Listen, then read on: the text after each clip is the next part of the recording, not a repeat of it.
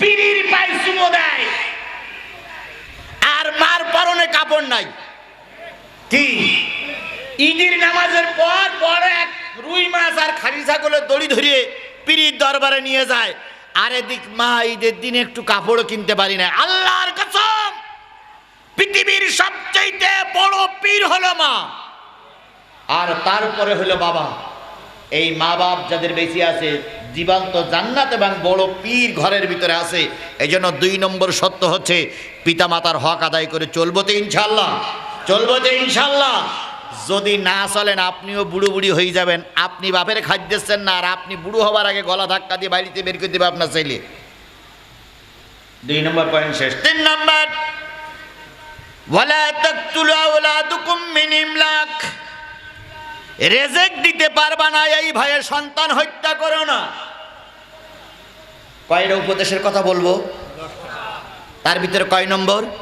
3 নম্বর, রেজেক দিতে পারবা না এই জন্য সন্তান হত্যা করো না। এবার বলুন তো, সন্তান হত্যা করা লোক আমার সমাজে আছে না নাই? কিভাবে হত্যা করেন? কিভাবে হত্যা করেন আপনারা?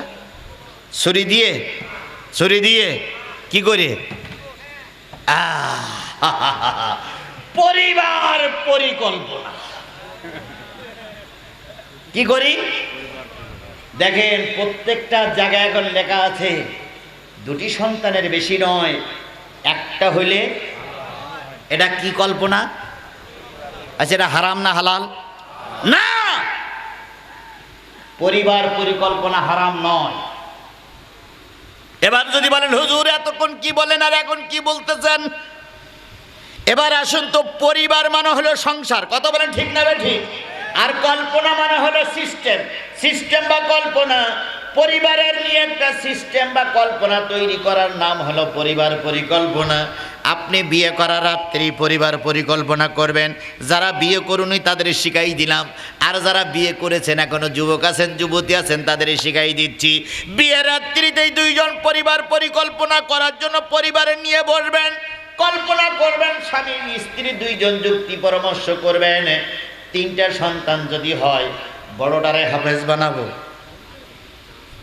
2 নম্বরটারে মাওলানা বানাবো, 3 নম্বর সন্তানটারে ইঞ্জিনিয়ার বানাবো কি ডাক্তার বানাবো। অথবা 3টা সন্তান আল্লাহ যদি আমাদের দেয়, বড় সন্তানটারে হাফেজ বানানোর পরে ডাক্তার বানাবো, মেজে সন্তানটারে দাখিল পাশ করার পরে ইঞ্জিনিয়ার করব। এই যে কল্পনা করা, স্বামী স্ত্রী 2 জন এক জায়গায় বসে যুক্তি পরামর্শ করা, এটার নাম হলো পরিবার পরিকল্পনা। আর আমাদের পরিবার পরিকল্পনা কি? একটা হওয়ার পরে নারী কিটি বাদ দাও, আর নাইতে পুরুষের 2টো আছে 8টা ছাড়াই দাও।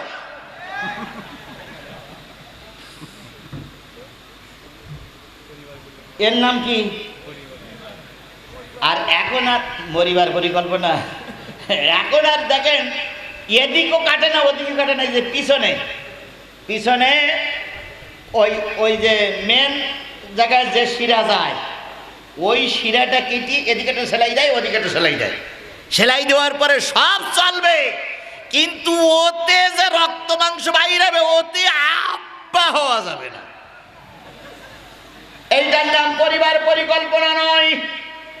আল্লাহ রসুলের কাছে একজন সাহাবী এসে বলেন, ইয়া রাসূলুল্লাহ, সন্তান ঘন ঘন আসতেছে, কি করব? নবী বলেন, আজল পদ্ধতি ব্যবহার করা। আজল কি?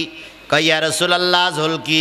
নবী বললেন, স্বামী স্ত্রী মেলামেশা করতেছো, কিছু পদ্ধতি বলে দিলেন। এখানে বাচ্চারা রয়েছে, মুরব্বীরা রয়েছে, সব কথা এখানে বলা যাবে না। ইমাম সাহেবের কাছে শুনে নেবেন আজল পদ্ধতি কি। আজল পদ্ধতিটা হলো, বোতলের ভিতরে পানি ঢুকবে, এই বোতলের ভিতরে পানি না দিয়ে পানিটা বোতলের বাইরে দিয়ে দাও।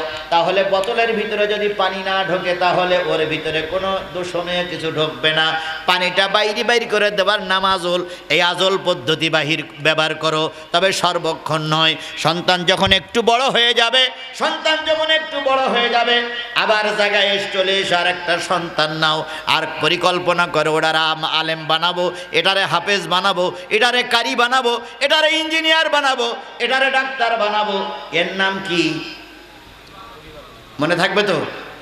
পরিবার পরিকল্পনা না, সেটা কাটা না বলো। পরিবার পরিকল্পনার নাম মানে ওই গরুর মতন বাদ দেওয়া না বলো। পরিবার পরিকল্পনা হলো কল্পনা মাফিক সংসার পরিচালনা করার নাম কি? আল্লাহ রাব্বুল আলামিন বলতেছে খেতে দিতে পারবা না তাই সন্তান বন্ধ করে দিও না। নাহানু নারযুকুকুম আইয়াহুম, আমি তোমাদের রিজিক দেই আর ভবিষ্যতে যারা আসতেছে ওদেরও রিজিক কে দেয়? এই মুসলমান কথা বলেন, কে দেয়? খুবই গুরুত্বপূর্ণ কথা, খুবই গুরুত্বপূর্ণ কথা, দয়া করে শুনতে হবে। যদি বুঝতে বাকি থাকে আমি বলতেছি 151, 152, 153 কোন সূরা? আপনি বাড়ি যেয়ে দেখে নেবেন, সরল সরল সরল কোরআনের সরল অর্থগুলো আপনি দেখে নেবেন, বুঝিয়ে আসবে। নাহানু নারযুকুকুম আইয়াহুম, তোমাদের রিজিক আমি আল্লাহ দেই, তাদের রিজিক আমি আল্লাহ দেই। এই জন্য সন্তান হত্যা করো না, কারণ সন্তান হত্যা করা আল্লাহর কাছে অত্যন্ত দোষণীয় পাপ।